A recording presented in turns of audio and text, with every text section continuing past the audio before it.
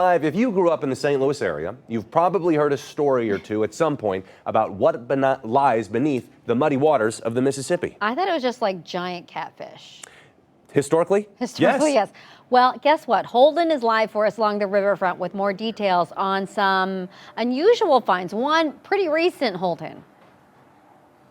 That's exactly right, and you're not wrong. There are some giant catfish out here. We've seen some pictures of them in the past, along with, of course, you have paddlefish and some of the alligator gar.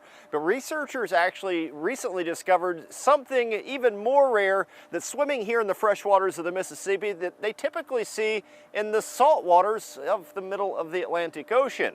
According to Jason DeBoer, a large river scientist with the Illinois River Biological Station, while surveying the fish population between Alton and the Quad Cities, his team was shocked when they found this 4-foot-long American eel. DeBoer told me that these eels breed in the Sargasso Sea near Bermuda, but juvenile eels can live in fresh water like the Mississippi River, though it does require about a 3,000-mile journey. Over the course of his 16-year career, DeBoer says this is only the second eel specimen he has ever collected in the Mississippi River, though this species of eel was once plentiful here more than a century ago. Their populations have declined in the last 50 to 60 years because of habitat degradation, largely due to the influence of dams and other difficult to pass structures. Eels are long-term migrators, long-distance migrators. What would you do if you pulled one of those things out of the water?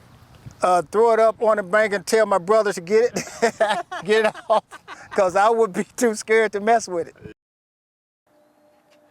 DeBoer told me that if you are going to see an American eel out here on the river, it's going to be at a place like this, near the lock and dams, or even in the riprap that kind of lines the riverbank in some spots. However, on the rare chance that you do catch one, it's important that you call your local game warden, because American eels are actually protected in many states.